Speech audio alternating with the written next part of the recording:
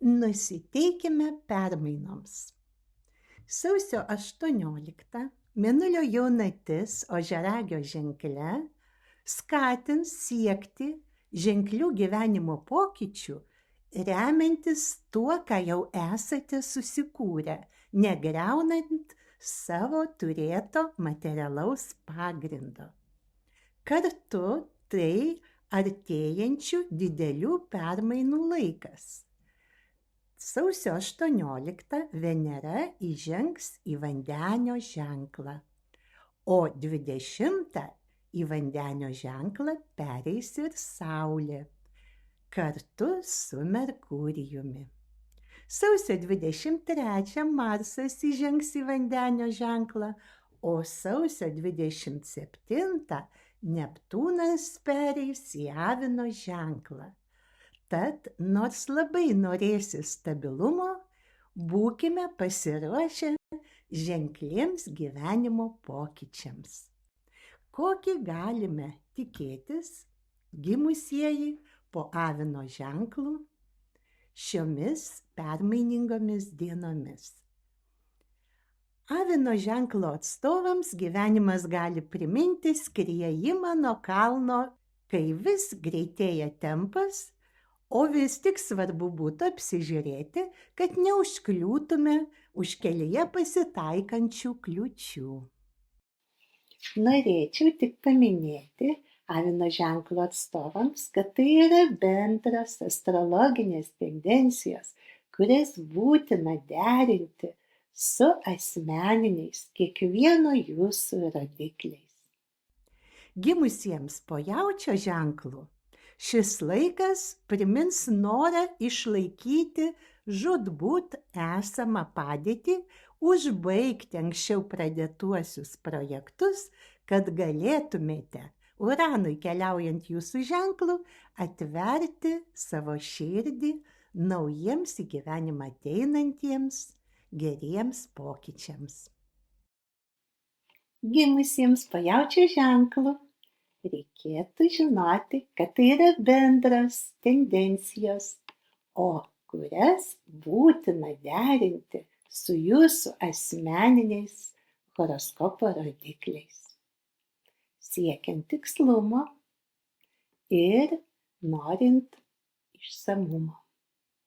Jau nuo sausio 17 atkeliavusi į Vandenio ženklą Venera gali dar tebeieškančių savojo žmogaus nudžiuginti išvykose ar kelionėse užmegzta nauja pažintimi. Nuo sausio 20 Saulei pradėjus kelionę Vandenio ženklu dažniau kils naujų finansinių idėjų.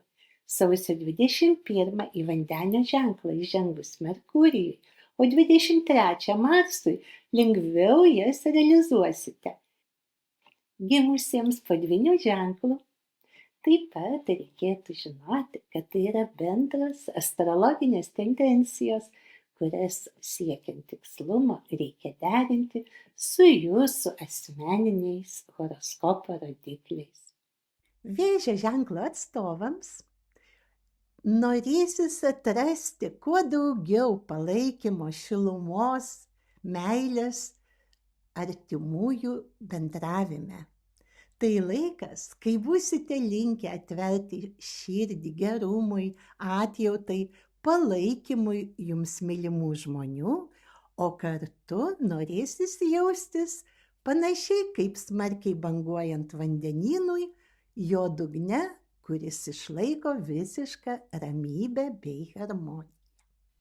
Gimusiems po Vėžio ženklu taip pat reikėtų atsiminti, kad tai yra bendro pobūdžio astrologinės tendencijos, kaip bendri marškiniai, ir todėl siekiant tikslumo jums labai tiktų asmeninis horoskopas. Nuo sausio 18 Venerai, o nuo 20 Merkurijui, o nuo 21 Saulė judant jums opoziciniu Vandenio ženklu, dar analizuokite siūlomas finansinės idėjas, investuoti savęs neskubinkite, kruopščiai įvertinkite rizikos faktorius. Sausio 23 į opozicinį ženklą atkeliavus ir Marsui, sausio pabaigoje ir vasario pirmoje pusėje meilės fronte galimi trumpalaikiai susižavėjimai. Gimusiems po liūto ženklu vertėtų prisiminti, kad tai yra bendros astrologinės prognozės, kurias siekiant tikslumo būtina derinti su asmeninio horoskopo rodikliais. Šiomis paskutinėmis 2 ir 3 sausio dekados dienomis mergelės pradės aiškiau matyti situaciją.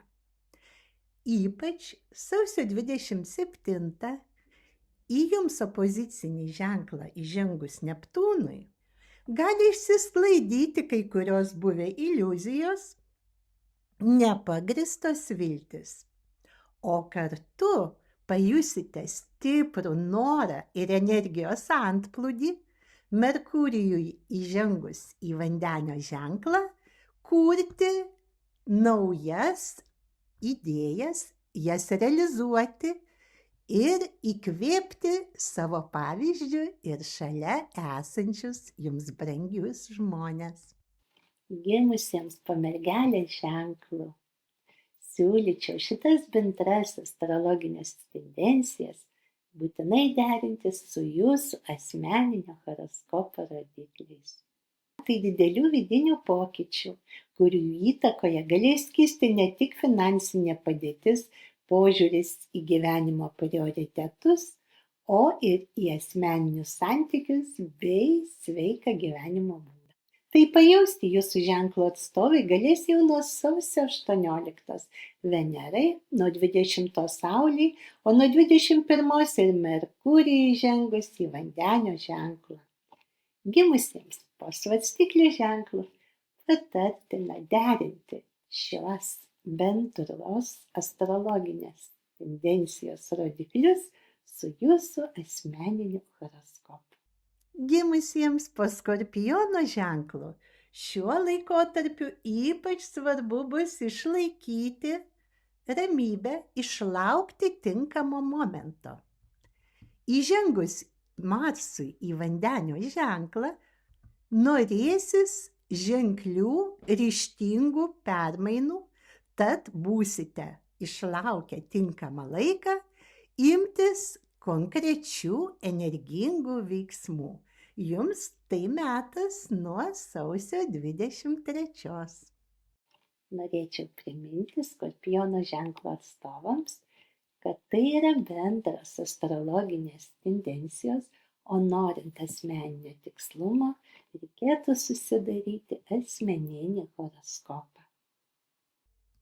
Gimusiems po Šaulio ženklu patartina neskubėti patikėti lengvai dalinamais pažadais, neužkibti ant kabliuko siūlantiems greitą praturtėjimą ar labai gerai apsimokančias investicijas. Jūsų ženklu keliaujant Lilit ypač svarbu atsirinkti tikrus grūdus nuo pelų. Gimusiems po Šaulio ženklu vertėtų prisiminti, kad tai yra bendro pobūdžio astrologinės tendencijos, o norint asmeninio tikslumo, patartina kreiptis sudarymui asmeninio horoskopo.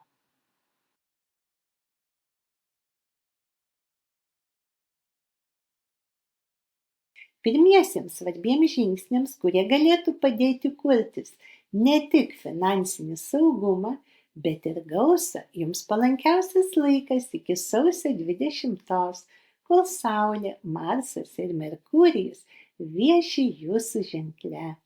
Šis laikas nuosavo verslo kūrimui, investicijoms, aukštesnės karjeros siekiams, geriau apmokamo darbo paieškoms.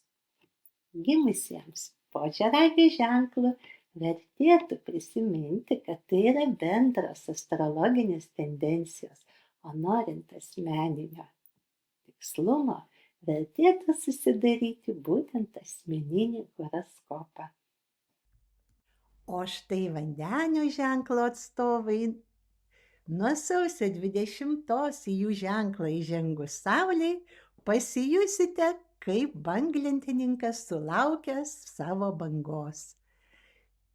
Idėjos, viltys, Nauji sumanymai pripildys jūsų širdį ir skatins konkretiems, ryžtingiems žingsniams. Gimusiems po vandenio ženklu patartina šitas bendras astrologinės tendencijas derinti su asmeninio horoskopo rodikliais.